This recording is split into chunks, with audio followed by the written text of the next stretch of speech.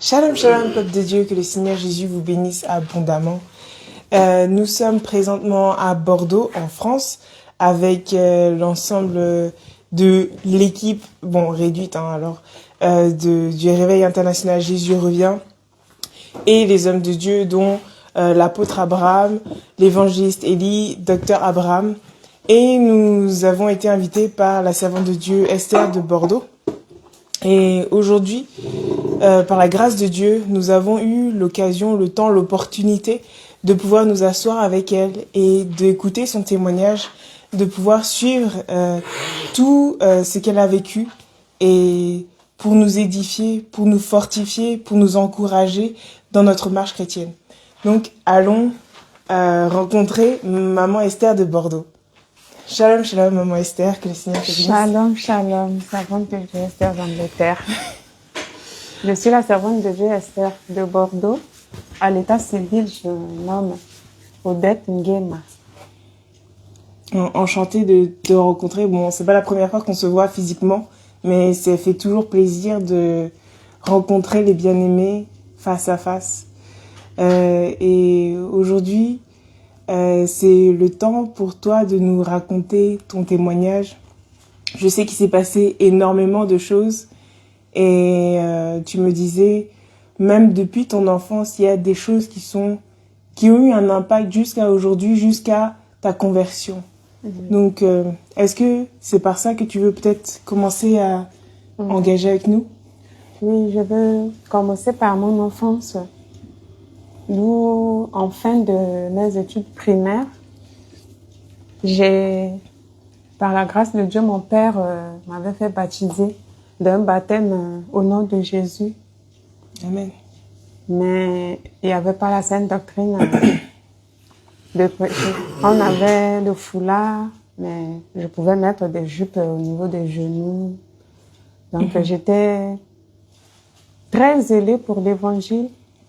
Et je lisais beaucoup de versets devant l'assemblée, des versets que je récitais. Et ce baptême m'a beaucoup marqué. Et ce que je n'ai pas compris, quand on m'a baptisée, une fois sortie de l'eau, j'ai pleuré pendant des heures. On me demandait pourquoi je pleurais, je ne savais pas pourquoi. Je ne pouvais pas m'arrêter. C'est ton âme qui était touchée. J'ai pleuré, mais jusqu'à ce que c'est le sommeil qui te prenne et ça t'a arrêté, tu as arrêté de pleurer.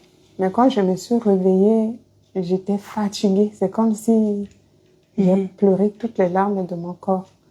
Et à l'époque, mon père et ma mère étaient séparés. Et ma mère avait la garde, en tout cas ma garde avec ma sœur. Et c'est là que ma mère, qui était catholique, va me mettre au catéchisme pour me faire baptiser chez les catholiques et tout. C'est juste parce qu'elle a su que mon père m'a baptisé. D'accord. Voilà, avec le baptême au nom de Jésus. Et après ce baptême, j'ai eu ma confirmation. Après la confirmation, j'ai même été marraine d'un enfant en tant que catholique. Donc ça, c'était plutôt vers quand tu avais 17 ans, comme ça. La confirmation, c'était vers quel âge? C'est en fin d'adolescence, normalement, non? C'était quand j'étais au collège. Une fois en sixième, en CM2, baptême au nom de Jésus. Et en sixième, automatiquement, j'étais en catéchisme. Et puis, une fois baptisée, j'étais confirmée. Et une fois confirmée, on disait qu'on peut être... donc, je peux dire que j'étais marraine. Déjà, je devais être en fin de collège. Oui. D'accord. Donc, avec les baptêmes des tout petits, là. Et voilà.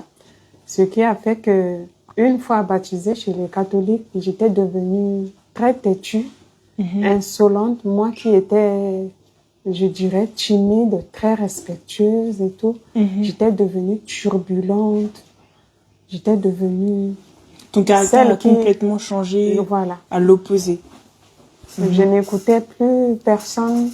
Même les mamans du quartier, je les traitais de tous les noms. Tu les méprisais? Voilà, je ne me reconnaissais pas. Mhm. Et ça a duré comme ça, jusqu'à ce que j'ai commencé à me bagarrer.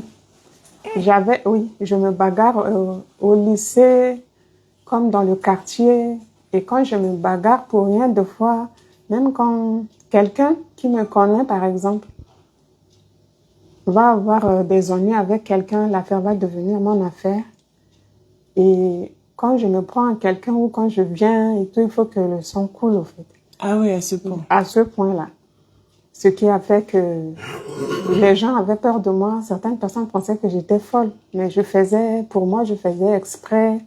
Mais je faisais pas exprès. J'étais vraiment comme... Sous le contrôle. Tu t'es poussé à le faire, en fait. Oui. Parce que quand on ne veut pas faire de son corps le temple du Saint-Esprit, ça devient le temple Des démons. des démons.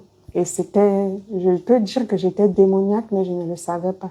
Ça fortifie. Donc, j'ai blessé beaucoup de gens, jusqu'à ce qu'à un moment donné, il y avait une fille que j'ai blessée et qui a porté plainte. Et par la suite, quand je suis partie pour répondre à la convocation, on m'a gardée là-bas. Et mine de rien, on m'a mis en prison comme ça. C'est pour dire que j'ai fait la prison. C'est pas une histoire de quelques jours ou 2 semaines ou quoi. Ça a duré plus de 6 mois. Wow. Et à l'époque, j'étais déjà avec le père de mon fils. Ça a duré plus de 6 mois. C'est pour dire j'ai fait 2 semaines à la maison d'arrêt pour Comme une les garde à vue. criminels et tout. Ah, d'accord. Et après, on m'a vraiment déféré Dans une prison. dans une prison des spécifique. femmes. Et c'est là que j'ai passé les 6 mois. Je suis venue en France. Et D'accord. ensuite, il m'a demandé de rester. Je suis restée, mais entre-temps, d'aller Oui, de gauche à droite, oui. et je les appelais comme ça aussi pour avoir, au fait, ma fille aussi. Donc, j'ai élevé mes enfants seule. Et avec les 2 baptêmes que j'avais, ça dépend de là où je suis. Quand je suis, par exemple, un dimanche, si je veux aller, par exemple, chez les catholiques, je vais. Si je veux aller Chez les chez évangélistes. les évangélistes, si je vais, en tout cas, je faisais comme ça, puisque pour moi, j'avais 2 baptêmes. Et j'ai continué comme ça. Et j'ai aussi mon histoire de blesser les gens, bagarre et tout. C'était pas arrêté là. Parce que le père de ma fille était séparé à l'époque avec Avec toi? sa femme, avec d'accord. qui il était marié. Ah, il d'accord. était en séparation, je crois. Le divorce allait se prononcer après. Et c'est là où moi, je suis avec lui. Et je ne suis plus au pays, quoi, pour me bagarrer comme j'étais en Afrique. Donc, je me laissais faire. Oui. Et tellement c'en était trop, à un moment donné, je me suis dit que je vais pas la laisser me taper tout le temps. Oui. Donc, il faut que je me défende. Et comme je sais que blesser, je sais que faire couler du sang, je l'ai blessé aussi. Et j'ai l'habitude de blesser les gens au visage. Je l'ai blessé, je dirais grave parce que il y avait une vilaine cicatrice et on avait passé du laser Pour effacer les traces. pas mal de traces. Et cette histoire, je veux dire, aujourd'hui, je donne de l'argent. En tout cas, je le paye en tout cas par des huissiers, en fait. C'était pas une petite somme. Une fois qu'on avait passé ce laser et tout, c'est pas une petite somme. Donc, jusqu'aujourd'hui, je sais pas quand ça va finir, mais Tu continues de payer quelque je chose. continue de payer. Mais c'était pas il y a plus de 25 ans ou c'était il y a combien Non, d'années à à un peu près? moment donné, ils voulaient que je solde de la somme. Et je leur ai dit que je ne peux pas. J'ai pas les moyens, je peux pas solder la somme, c'est pas une petite somme. Donc, je continuais à faire par petits virements. Oui. Et à un moment donné, ils ont insisté. On est même allé au tribunal comme quoi il fallait que Tu donnes je tout d'un solde. coup. Oui. Et le tribunal, en tout cas, on a tranché comme quoi que je ne peux pas. Donc, ça doit continuer par virement. et on a stoppé les virements. Et quand on a stoppé les virements, de temps en temps, on me saisissait de l'argent sur mon compte. Deux fois, mon salaire peut passer, on peut tout prendre.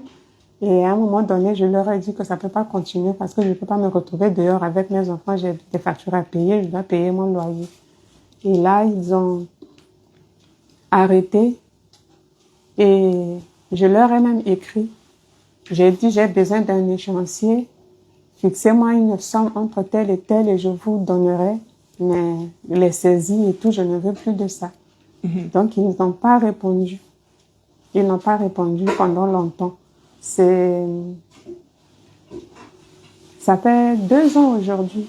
À la Pâque, ma prière pendant la Pâque, c'était que le Seigneur fasse en sorte que ces huissiers là répondent et tout parce que Oui, c'est pas gérable pour toi au quotidien. Tu as tout à gérer. Puis c'est il y a 2 ans que voilà, j'ai été à Paris pour la Pâque et quand je suis revenue dans ma boîte aux lettres, ils m'ont répondu. Ils t'ont répondu. Gloire à Jésus. Et c'est comme ça que je commence vraiment maintenant à rembourser.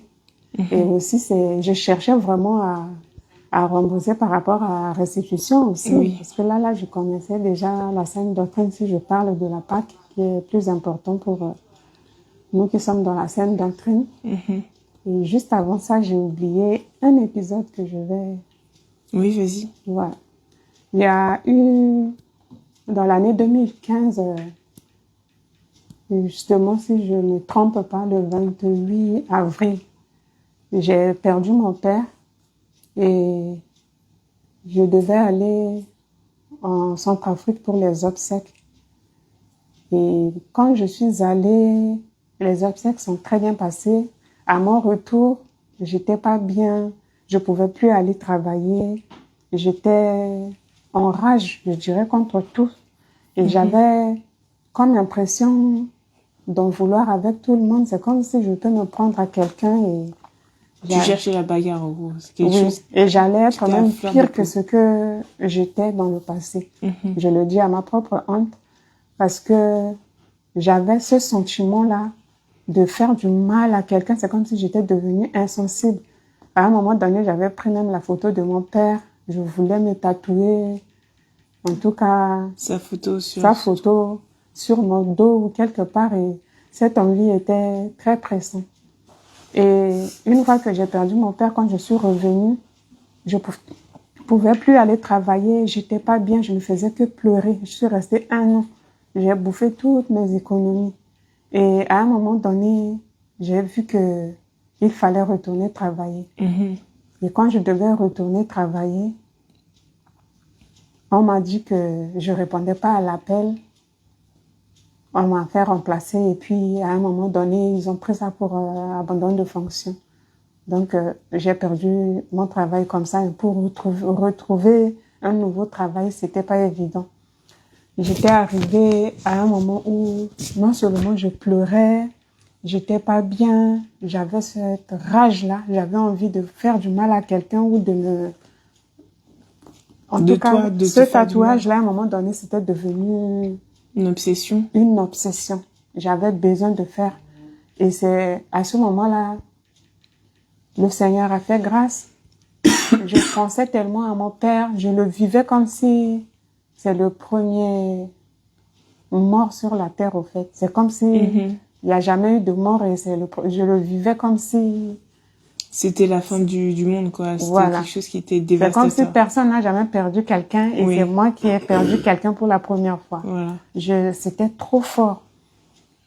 Donc, j'ai pensé à mon père, je ne faisais que pleurer.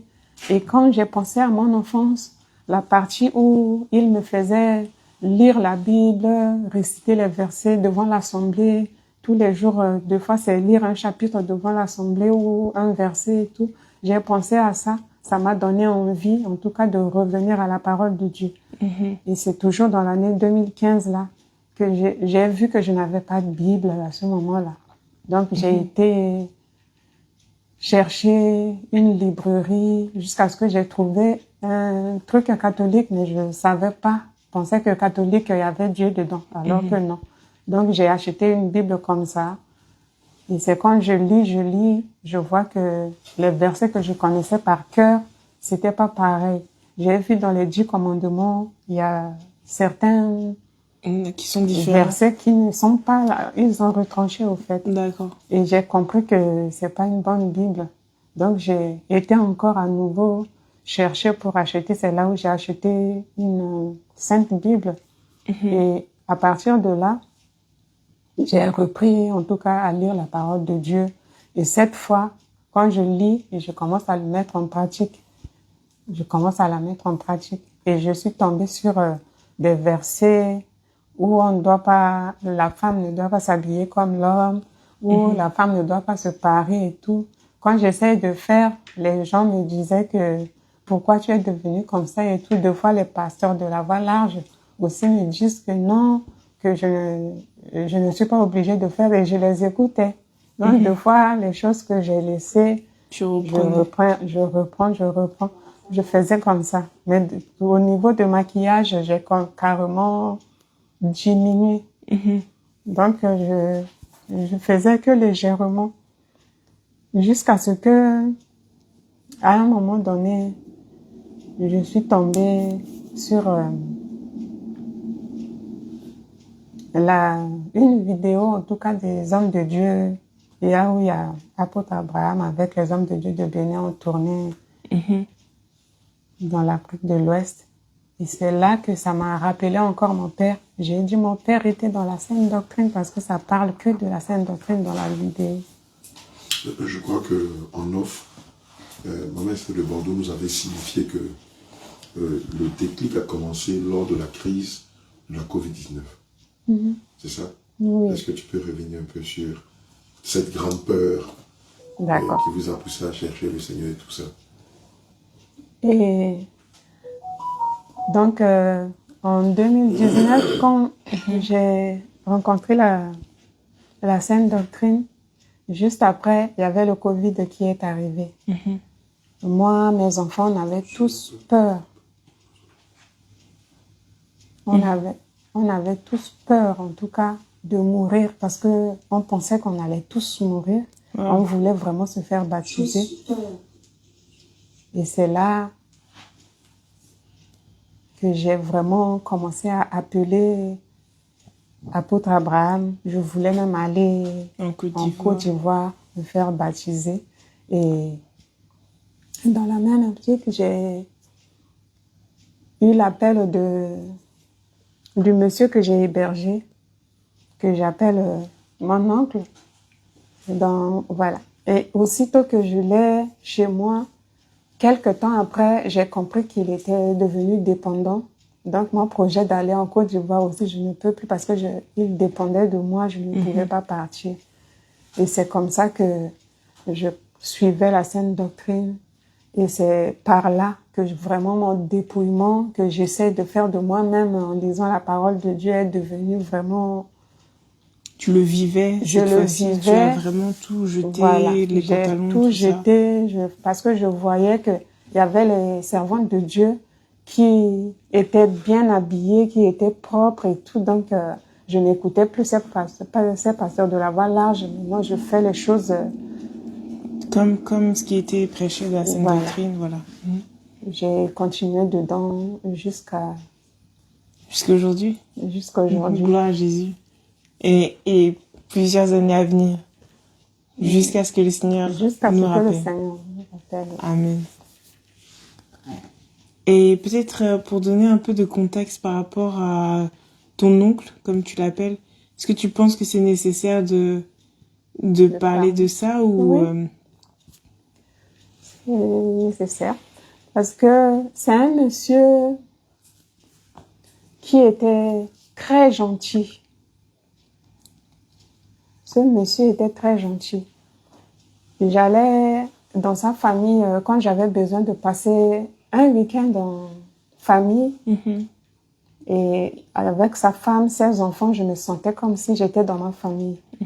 Donc, deux fois, c'est barbecue, on mangeait, on buvait de tout parce qu'à l'époque, je buvais, ma propre honte. J'étais très bien. Et entre-temps, les années ont passé. À un moment donné, je l'ai perdu de vue. Je les ai perdus de vue. Mhm. Et j'ai eu son appel en 2019. Il m'appelle et j'ai vu dans sa voix comme s'il y a quelque chose qui ne va pas. Donc, quand je lui ai posé la question, qu'est-ce qui ne va pas, il va me dire que c'est une longue histoire. Je me retrouve aujourd'hui dehors. Je dors de gauche à droite. La plupart du temps, je dors dans ma fourgonnette, mais en hiver, c'est très difficile parce que je ne peux pas manger chaud. Il fait froid. Et vraiment, j'ai froid et il me parle de... Il a des gouttes, donc il fait des crises de gouttes parfois. Et c'est très douloureux. Et c'est dans le froid que ça se déclenche la plupart du temps. Donc, le froid, l'humidité, c'est... Voilà. Et je lui ai dit que si vraiment c'est le cas, qu'il vienne chez moi et tout. Donc, je lui ai donné mon adresse. Il est venu. J'ai fait à manger, on a mangé. Après, je lui ai dit que je vais lui laisser ma chambre. Il m'a dit que non, que je suis jeune, j'ai besoin de ma chambre et tout, que je peux me trouver encore un homme et tout. Donc, il va dormir dans le salon. Donc, je lui ai fait un petit coin dans le salon. J'étais obligée de le déclarer à la CAF, donc c'est comme ça que j'ai trouvé le mot oncle. Mais sinon, c'est juste une connaissance au fait. Mais il est de mon pays. Donc, c'est un monsieur qui a fait venir même ses frères. Il a fait venir beaucoup de gens même, des amis et tout. Et il est venu en France en tant que footballeur professionnel. Et comme j'étais dans la Sainte Doctrine à peine, je l'ai évangélisé. Je lui ai beaucoup parlé. Il parlait pas avec sa femme qu'il a mis dehors, ses enfants qui ne veulent pas le recueillir. Il était vraiment en colère après beaucoup de gens, même ses frères et tout. Donc, je l'ai amené à leur demander pardon. Je lui ai expliqué et tout, qu'il faut qu'il les pardonne et tout. Donc, il a demandé pardon. Il a fait beaucoup de démarches. Il s'est dépouillé. À un moment donné, sa santé s'aggravait. Et j'étais partie à Paris pour la première fois. C'était notre première Pâques, je crois. Je voulais aller avec lui, vraiment pour qu'il prenne le repas du Seigneur, parce que je sais que ça peut peut-être le guérir. Mais il n'était pas baptisé. Mais quand on n'est pas baptisé, qu'on est malade, c'est là qu'on peut le prendre normalement. Donc, je voulais l'emmener, mais lui aussi, il avait un problème de surpoids et le déplacement était difficile. Finalement, je me suis dit, je vais parler de lui pour demander aux hommes de Dieu de venir sur Bordeaux, voir si on peut le baptiser et moi et mes enfants par la même occasion. Donc, j'ai fait le déplacement, j'ai parlé et les hommes de Dieu de Paris m'avaient dit de le préparer. Comme il avait un peu de perte de mémoire, de le préparer. S'il peut répéter, on va vraiment l'aider à se repentir et faire sa délivrance. Et c'est dans... Voilà. C'est comme ça il faisait beaucoup de crises d'épilepsie. À un moment donné, il a fait des crises et quand les pompiers sont arrivés, ils ont vu qu'il ne pouvait pas bouger un côté et tout, il ne pouvait pas répondre à leurs instructions, donc ils l'ont emmené à l'hôpital. Et comme il était souvent hospitalisé, c'est dans cette optique-là qu'il est décédé. Il est décédé. Donc il est venu chez moi en mai 2019, il est décédé en juin 2023. Que le Seigneur te fortifie. En Jacques, chapitre 1, verset 27, il est dit que la religion pure et sans tache, devant Dieu notre Père, consiste à visiter les orphelins et les veuves dans leur affliction et à se préserver des souillures du monde. Donc, que le Seigneur te bénisse abondamment. Amen. Je crois que c'est une très grande marque d'amour, d'affection. Même si tu l'as appelé ton oncle, qui n'était pas ton oncle, mais c'est ton prochain que tu as pris sous tes ailes. Et je pense que peut-être, je sais pas si c'est utile ou si tu as envie d'en parler, mais revenir sur tous les obstacles que tu as eu pour aider cette personne-là au niveau de ton travail, au niveau même des soutiens que l'État donne à ces personnes-là, puisque bon, il était sous la tutelle du gouvernement français, finalement, mais personne n'était là pour l'aider. Et tu veux peut-être revenir sur ce combat-là Oui, personne n'était là pour l'aider, non seulement au niveau de sa famille. au niveau de sa famille, mais quand j'ai décidé de l'aider, j'ai eu, en tout cas de gauche à droite, que ce soit dans la famille, on me poussait à le mettre dehors. Voilà. Tout le monde voulait que je le mette dehors, même au niveau de la CAF, par exemple, la prime d'activité que je percevais, voilà. ils ont coupé. Ok. Ils ont... Donc les aides qui t'étaient dues, oui. tu as dû les... Oui. Tu les as perdues oui. parce que tu as voulu aider oui. quelqu'un. Et même au niveau de mon travail, quand je voyais que le matin, par exemple, quand je m'apprête à partir, travailler, c'est là où il s'est souillé et tout. Et puis je me dis que je suis obligée de le nettoyer avant de partir. Oui. Donc quand je le fais, des fois, je peux rater mon bus, je peux arriver en retard. Et c'est là où j'étais obligée de dire au travail là-bas que j'héberge mon oncle chez moi. Il est dépendant et de temps en temps, si je peux arriver en retard, ben voilà pourquoi. Situation. Et au travail aussi, on m'a dit de le mettre dehors. Voilà. Et tout le monde, en tout cas, même ses propres enfants.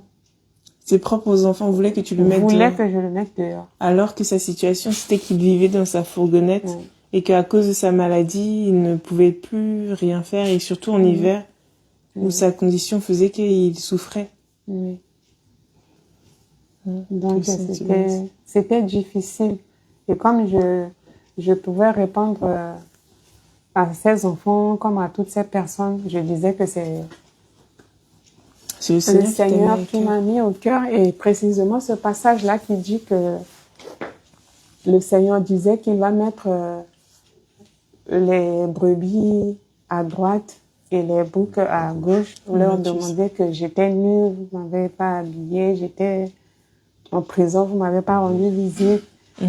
Voilà, c'est dans en tout cas cette parole, c'est cette parole qui m'a amenée à l'héberger, ce monsieur. Parce que pour moi, il s'habillait toujours en short, comme il était en surpoids, il mettait rarement les pantalons. Pour moi, sa façon de s'habiller, il était nu au fait. Effectivement. Et par la sainte doctrine, je l'ai habillé et tout. Donc, en quelque sorte, j'ai mis cette parole en pratique et je répondais à tout le monde qui voulait que je le mette dehors, que c'est le Seigneur qui m'a poussé à l'héberger. Donc, personne ne va m'en dissuader. Même au travail, je leur ai répondu que ce n'est pas le travail qui m'a donné mon appartement. Que j'avais déjà mon appartement avant de trouver ce travail, donc je ne peux pas les écouter. Je dois continuer en tout cas à faire ce que le Seigneur m'a mis à cœur de faire et c'est comme ça que j'ai continué jusqu'à ce qu'il décède. De fortifier. En 1 Timothée chapitre 5, verset 8, il est dit que si quelqu'un n'a pas soin des siens, et principalement ceux de sa famille, il a renié la foi et il est pire qu'un infidèle. Amen. C'est très, je pense que c'est ce dont aussi on parlait précédemment par rapport à l'éducation des enfants. Comment est-ce que les enfants agissent envers leurs parents, envers les aînés, envers les autorités et leur façon de faire, surtout quand des parents deviennent âgés. En France ou en Europe, c'est la coutume de les mettre dans les maisons de retraite. Alors que la parole de Dieu nous enseigne que même Israël, Jacob, a été pris par ses enfants pression de lui jusqu'à son décès. Effectivement, les enfants avaient vu, en tout cas, le médecin, tout. Il commençait déjà à faire... pour l'envoyer sur la maison de retraite. Oui. Le médecin commençait déjà à faire la demande et tout. Et c'est donc comme ça qu'il est décédé. S'il était resté en vie, je crois qu'on l'aurait placé. Alors que lui, il disait qu'il n'aime pas... Il veut pas. Oui, il préfère même rentrer en Afrique que d'être en maison de retraite. Que le Seigneur te fortifie. Amen. Donc donc après ça, il est décédé donc en 2023. Oui. Et c'est par la suite après que tu as pu retourner sur Paris pour faire ton baptême, je pense, ou c'était Oui, avant? c'est Voilà. quand il est décédé que j'étais partie. Il est décédé en juin et c'est en août que je vais me faire baptiser Sur Paris. sur Paris. Et là, un événement particulier pendant ton baptême. Je sais que le premier baptême que tu as eu, tu as dit que tu as pleuré toutes les larmes de ton corps. Oui. Quelle a été ton expérience? C'est-à-dire que depuis ce cheminement, puisque c'était depuis 2019, Oui. où tu as pris connaissance de la sainte doctrine jusqu'à 2023. Oui. Donc comme c'est un long parcours jusqu'au baptême, donc, assurément c'était une grande attente. Donc qu'est-ce qui s'est passé? Est-ce que tu peux nous... Ce qui s'est passé, le Seigneur, quand je suis sortie des eaux du baptême en 2023 à Paris, le baptême de la sainte doctrine, le Seigneur va me rappeler pourquoi, quand je t'ai baptisée en fin de primaire par mon père, le baptême au nom de Jésus, là, Oui. que je pleurais pendant des heures, le Seigneur va me rappeler qu'il a mis en moi la compassion. Amen. Que c'est ce que lui, il ressent, que j'ai ressenti ce jour-là, Ah. pour pouvoir pleurer comme ça. Mais comme j'étais peut-être enfant, je ne comprenais pas, mais la douleur, c'était fort, mais je pouvais pas m'exprimer. On me demandait pourquoi tu pleures. Je disais que je ne sais pas, mais je pleurais. J'ai jamais pleuré comme ça. J'ai beaucoup pleuré mon père quand il est décédé, mais quand j'étais enfant là, le jour de ce baptême là, j'ai pleuré plus que j'ai pleuré mon père. J'ai compris que mon baptême dans la sainte doctrine, que c'était ce que le Seigneur ressentait, que j'ai ressenti. Et cette compassion, je l'ai quand quelqu'un est dans la souffrance, je ressens la souffrance de la personne. Et c'est comme ça même, je peux dire, par exemple, au travail, ils ont, je ne sais pas si c'est dans tous les milieux de travail, ils ont une façon, par exemple, aujourd'hui, de choisir quelqu'un pour ne pas lui parler, se montrer vraiment méchant envers cette personne. Et c'est cette personne-là, c'est comme si c'est moi, c'est plus fort que moi, il faut que j'aille vers cette personne.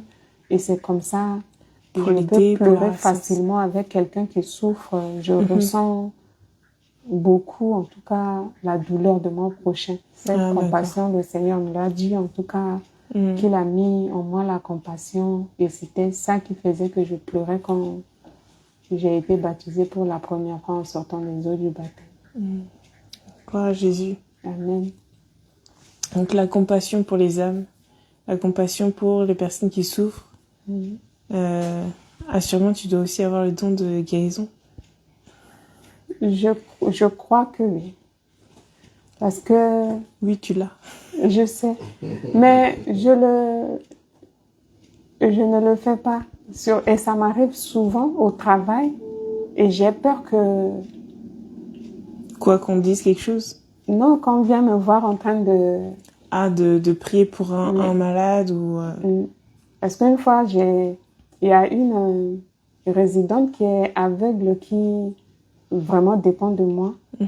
Un jour, le Seigneur m'a mis à cœur de lui imposer les mains pour ses yeux. Et quand le Seigneur m'a mis à cœur, en même temps, j'avais le feu dans les mains. L'électricité. Et à chaque fois que je vais dans sa chambre, où je m'approche d'elle, mes mains chauffaient. Je pouvais très bien le faire, mais j'avais peur que quelqu'un vienne me voir parce que ils savent que je suis dans la sainte doctrine, que je prie là-bas et quand je parle de Dieu là-bas, je le fais ouvertement et tout. On m'a même interdit là-bas de chanter alors que j'ai commencé là-bas en 2018. Je loue le Seigneur à chaque fois quand je passe et tout, ils me connaissent tous là-bas. Et c'est après mon baptême dans la sainte doctrine là qu'ils vont m'interdire de chanter. Ils me D'accord. disent qu'on ne veut plus m'entendre chanter. Donc quand je chante tout bas ou dans mon cœur. Et comme ils nous interdisent, deux fois même quand je suis en pause, je vais jamais en pause dans la salle de pause avec tout le monde. Je me trouve toujours un petit coin, je fais ma prière ou je lis la Bible, ou je loue le Seigneur. Donc, deux fois, quand on me voit, ça fait un problème et tout. Donc, je choisis toujours une pièce où vraiment personne ne peut venir et je ferme vraiment, je mets le verrou pour ne pas que on me voit. Donc, j'en profite pour en tout cas demander pardon au Seigneur pour ce jour-là. Si jamais ça se reproduit, Qui puisse te donner la je force. vais le faire même si on doit me surprendre. Je demande pardon au Seigneur pour toutes les fois où je sentais mes mains chauffer quand je m'approchais de cette résidente aveugle et que je ne lui ai pas imposé les mains. Que le Seigneur me pardonne. Amen. Je veux rappeler aussi, amen, au corps du Christ, le Saint-Esprit dans sa dispensation nous parle au moyen de notre corps. Et tout naturellement, lorsque vous êtes dans un environnement, amen, ici on parle de la dispensation des dons des guérisons. Lorsque vous êtes dans un environnement, ça peut être au service, ça peut être au marché, ça peut être au sein même de la cellule familiale. Lorsque vous sentez les mains qui brûlent ou les mains qui chauffent, comprenez que le Seigneur veut manifester son amour par la guérison. Amen. Et donc, il veut se servir du canal que vous êtes pour guérir quelqu'un. Amen. Je sais que c'était déjà arrivé. Peut-être que tu ne savais pas ce que cela voulait dire lorsque tu sentais tes mains chauffer. Mais tu dois comprendre à partir de maintenant que lorsque tu es dans un milieu, mais comme je le disais tantôt, ça peut être dans le milieu de ton service, ça peut être à l'école, à l'université, ça peut être au sein même de ta famille, ça peut être dans un milieu quelconque. Mais lorsque tu sens que tes mains chauffent, amen, comprends par là que le Seigneur veut manifester son amour par la guérison. Et naturellement, il n'y a qu'à regarder au milieu de vous, est-ce qu'il y a quelqu'un qui est malade? Et le Seigneur vous mettra à cœur. Ce sera quelque chose de ferme, de prier pour telle ou telle personne. Assurément, si le Seigneur vous pousse à le faire, c'est parce qu'il y a un des enfants dans ce milieu. Soit la personne qui est malade, soit pas forcément la personne qui est malade, mais quelqu'un qui va assister à ce miracle-là et qui va confesser Christ par ce miracle. Nous savons que Dieu appelle ses brebis de différentes manières. Alléluia. Ça peut être par un miracle, ça peut être par la curiosité en cherchant le Seigneur selon Matthieu 7,7. Ça peut être un accident, ça peut être l'emprisonnement, ça peut être divers moyens d'appel. Amen. Mais comprenez aujourd'hui cette dispense-là. Quand vous avez la main qui chauffe, comprenez que le Seigneur veut guérir quelqu'un dans votre environnement. Laissez-vous conduire et le Saint-Esprit se manifestera. Que le Seigneur vous bénisse. Elle a subi des persécutions et tout ça. Est-ce qu'elle peut nous en parler depuis qu'elle est dans la Sainte Doctrine? Oui. Le Seigneur nous dit que la persécution fait partie de la marche chrétienne. Et selon Matthieu 5, versets 10 à 12, « Heureux ceux qui sont persécutés pour la justice, car le royaume des cieux est à eux. Heureux serez-vous lorsqu'on vous outragera, qu'on vous persécutera, et qu'on dira faussement de vous toutes sortes de mal à cause de moi. Réjouissez-vous et soyez dans l'allégresse, parce que votre récompense sera grande dans les cieux, car c'est ainsi qu'on a persécuté les prophètes qui ont été avant vous. » Donc, finalement, c'est une grâce de l'Éternel de se faire persécuter comme chrétien, de recevoir des outrages, de recevoir des injures, des insultes, comme Paul et Silas, qui malgré avoir été emprisonnés, après avoir été battus, dénudés, ont chanté à la gloire de Dieu. Donc, c'est une grâce, c'est une bénédiction que le Seigneur te fortifie, forcément de pouvoir supporter. Et ce n'est pas contre la chair, contre ces personnes-là que nous devons lutter, mais contre les esprits méchants qui sont derrière ces personnes-là et qui les forcent à agir de cette manière-là. Mais à la fin, tout concourt au bien de ceux qui aiment Dieu, à la gloire du Seigneur Jésus-Christ. Sois fortifié. Et donc, sûrement, elle a d'autres témoignages. Voilà, d'autres persécutions. Surtout qu'ici en Europe, c'est vraiment pas facile de vivre ça. C'est dans tout ce que je peux avoir comme persécution au travail, je suis persécutée dans tous les domaines et sur tous les plans. Ça peut être avec les collègues, avec les supérieurs. Et quand il y a des religieuses qui sont les chefs de secteur, ça peut être avec la religieuse. Je me souviens C'était comment ça, les religieuses? C'est-à-dire que les sœurs, les sœurs catholiques, là. Catholiques, d'accord. Les nonnes, là. D'accord. Donc parfois tu dois travailler avec elles. Oui. Ben, elle est responsable de mon secteur. Donc elle est responsable, d'accord. Oui. Donc tous les jours. Tu les vois. Oui. Et forcément ça peut pas cohabiter, c'est ça? Oui, ça peut pas cohabiter. Là, donc c'est que des trucs comme ça.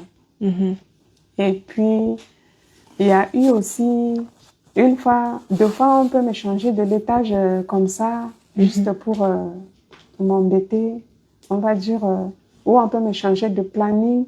Je peux être, par exemple, demain de repos.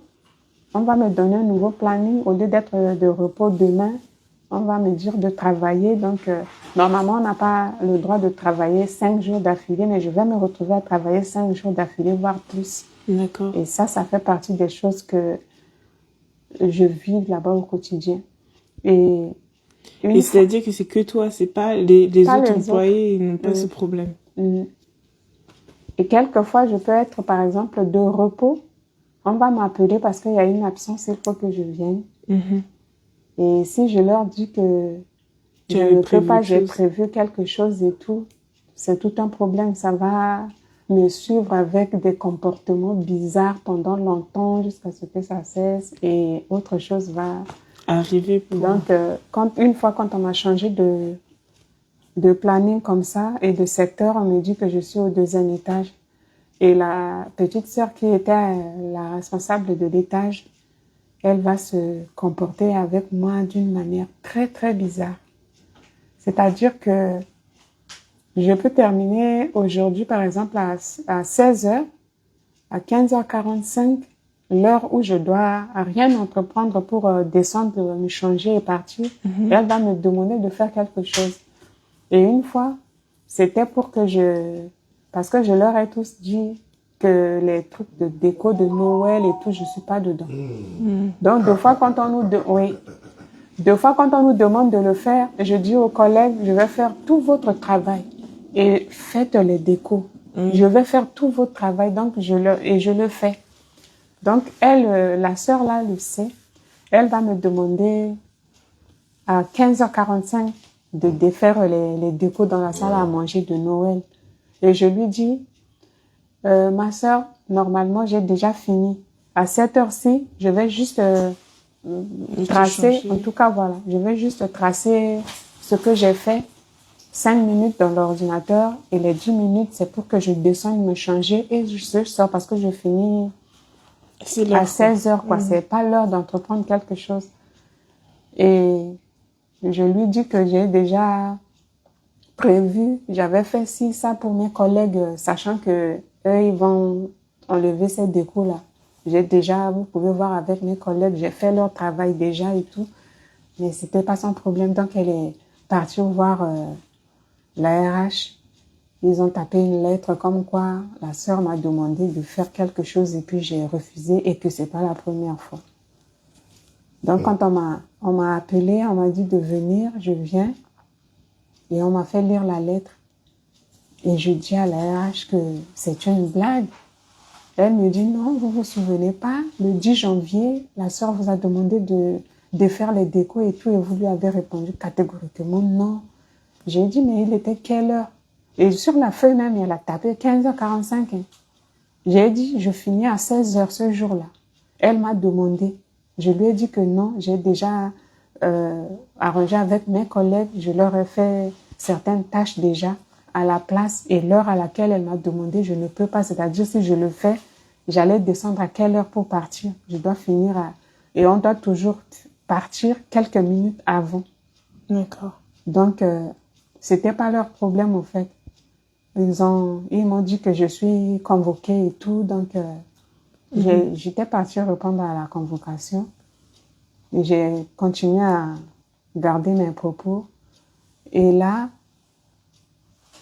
la sœur là en question elle sait pas comment m'atteindre et tout. À un moment donné, elle va me proposer des repas là-bas et tout. Donc, comme je ne veux pas manger leur repas là-bas, deux fois c'est un repas par exemple de fête ou des trucs un dimanche ou quelque chose comme ça.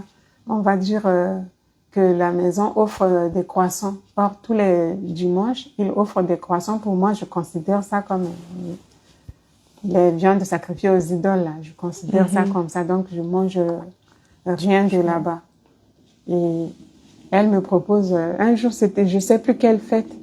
Il y avait les repas de personnel aussi, des plateaux et tout. Et quand c'est comme ça, je prends jamais.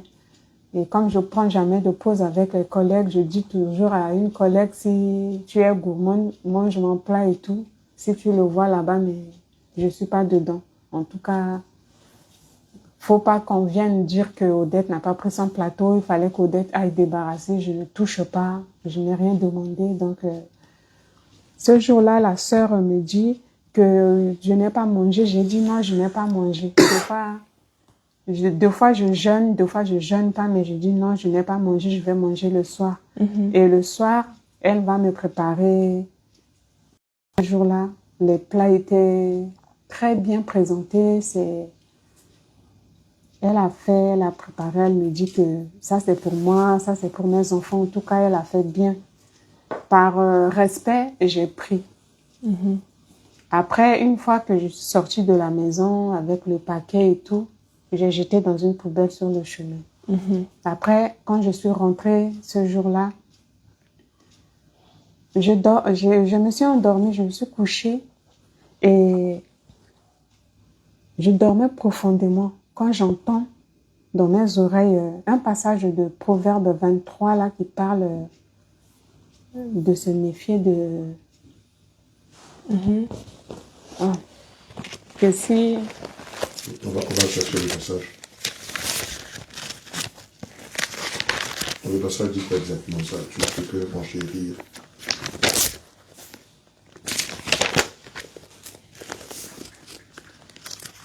Ça dit que si que la personne que si je mange le repas ou je sais pas la personne, j'allais perdre mes... Je sais que... Mais si je... Ne mange pas le pain de celui dont le regard est malveillant. Je crois. Proverbe 23, c'est le verset que je ne maîtrise pas. C'est-à-dire, ce soir-là, je dormais. J'ai entendu la phrase. Je me suis levée d'un saut et il y avait une enveloppe, en tout cas un courrier que j'ai regardé quand je suis rentrée parce qu'en rentrant, j'ai pris mon courrier. J'ai pris l'enveloppe du courrier.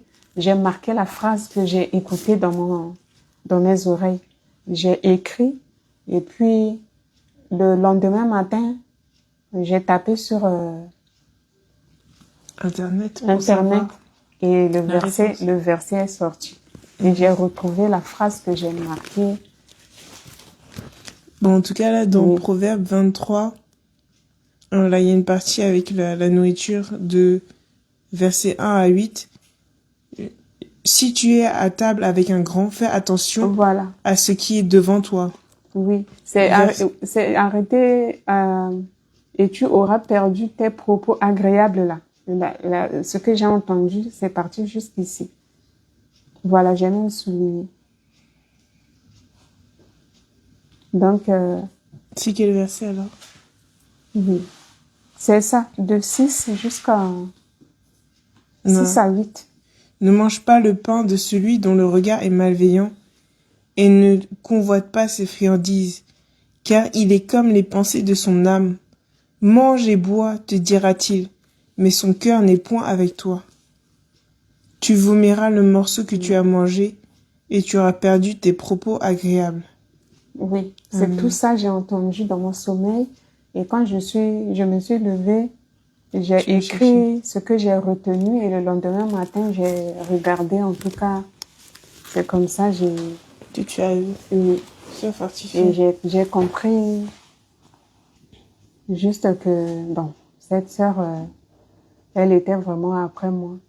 Et deux fois, je me dis qu'elle était vraiment mandatée pour me Pour faire être une du pierre mal. d'achoppement. Oui. C'est fortifié. Amen. Le Seigneur n'a pas permis. Non. Elle a tenté plusieurs fois et heureusement, je mange pas. Si j'étais pas dans la saine doctrine, je pense que tout le temps, j'allais manger à chaque fois qu'elle me donne. D'accord. Est-ce qu'il y a autre chose que tu voudrais rajouter? Un conseil à toutes ces jeunes dames, ces jeunes femmes qui cherchent la voie du Seigneur. Il n'y a pas un conseil que tu pourrais leur donner pour qu'elles trouvent le chemin. Le conseil que je peux donner à toutes ces femmes, aussi jeunes que vieilles, que le Seigneur nous aime tellement. Le Seigneur nous aime tellement qu'il a tout fait pour allumer le feu du réveil depuis le ciel. Il le dit que personne ne peut l'éteindre. Au nom de Jésus. Et je ne savais pas qu'un jour je serais dans le réveil. Je pensais que j'étais chrétienne. Je ne l'étais pas. Et c'est dans la saine doctrine que je peux dire que je suis chrétienne. Parce qu'il se passe des choses. On vit des choses dans la saine doctrine. Et ces choses qu'on vit avec le Seigneur, c'est pas avec les parures dans les cheveux, c'est pas avec le maquillage, c'est pas avec les pantalons que la femme va porter, c'est pas avec les mini-jupes, les vêtements sexy, c'est pas avec tous ces bijoux, c'est même pas avec une bague de mariage. Le Seigneur n'est pas dans les bijoux. Le Seigneur nous veut naturel, comme on est sorti du ventre de nos mamans. Le Seigneur nous veut naturel et c'est dans ce naturel-là que je peux vivre toutes ces expériences que je vis. Et beaucoup de mes sœurs peuvent aussi le dire. Parce que bien que j'ai été longtemps dans le monde, je pense vraiment que le Seigneur n'a pas cessé de me protéger. Amen. Toutes les secondes qui passent, le Seigneur n'a pas cessé de me protéger. Parce que j'ai tout fait. En tout cas, j'ai tout fait. Je vivais comme si j'étais suicidaire. Mais le Seigneur m'a protégée. Et en parlant de suicidaire, je me souviens quand j'étais encore enceinte de mon fils qui aujourd'hui a 25 ans. J'étais enceinte de 4 mois. Et le père de mon fils, par sa crise de jalousie, va me sortir comme quoi que la grossesse n'est pas de lui, alors que je ne connais que lui. Et j'avais tellement mal que je voulais mettre fin à ma vie. J'ai avalé des comprimés. J'ai même loué un taxi. Je lui ai demandé à ce taximan de me promener dans la ville de Bangui, que si à un moment donné il me voit dormir, qu'il ne se gêne pas. Je lui ai donné beaucoup d'argent. J'ai dit, tu me promènes, tu me promènes. Et pour moi, c'était pour mourir comme ça. Et à force de me promener, un de mes grands frères m'a remarqué dans le taxi. Il a arrêté le taxi, il lui a dit que c'est ma sœur qui est dans le taxi. Et là déjà, mes dents étaient serrées. Et mes yeux commençaient à fermer. Je regrettais déjà pourquoi j'ai pris ces comprimés. Et c'est là que mon grand frère va monter. Il va remarquer que quelque chose ne va pas. Il va m'emmener à l'hôpital. Et c'est là où ils ont essayé de me vider l'estomac. Ils ont fait des choses. Je me souviens, ma grande sœur qui est la mère de ma nièce qui est à Paris, elle était venue elle essayait de me faire avaler du lait concentré sucré. Comme j'avais les dents serrées, elle avait écarté mes lèvres, elle les faisait passer avec mes dents écartées. Et j'écoutais tout ce que les gens disaient. Mes frères et sœurs étaient là, il y en a qui pleuraient, il y en a qui disaient « Mais qu'est-ce que tu as fait? Qu'est-ce que tu as fait ?» Je pouvais pas, je les écoutais tous, je pouvais pas répondre. J'avais les larmes qui coulaient. Je regrettais mon acte. Et le Seigneur a fait grâce. Je suis sortie de là avec ma grossesse intacte. L'enfant a évolué. Aujourd'hui, mon fils a 25 ans. Je remercie le Seigneur de m'avoir protégée jusqu'à aujourd'hui. Que le nom du Seigneur soit glorifié. Merci. Alléluia. Amen. Sois fortifié. Sois fortifié. Merci Seigneur Jésus pour ce moment. Tu veux faire la prière de la fin? Amen. Père céleste, Dieu d'Abraham, d'Isaac et d'Israël, Seigneur, nous avons écouté le parcours spirituel de ta servante. Nous nous rappelons de cette prophétie qui est une promesse qui est certaine. En Jean 10, au verset 27, qui déclare que mes brebis écoutent ma voix, je les connais, elles me suivent. Seigneur, par ce témoignage, nous réalisons que tu nous aimes. Tu nous as tellement aimés et que tu veilles à ce que dans notre cursus de vie, que quoi que nous sommes emprisonnés en Égypte, Seigneur, que tu nous fasses sortir du joug de l'Égypte et que tu nous amènes à toi. Seigneur, on pourrait intituler ce témoignage de la prison à la liberté en Jésus-Christ. Seigneur Jésus, c'est toi qui l'as libéré du joug de la violence, du joug de la mondanité, du joug de l'emprisonnement, et qui fait de l'aujourd'hui cette pierre vivante, ce témoignage vivant par lequel plusieurs sont édifiés.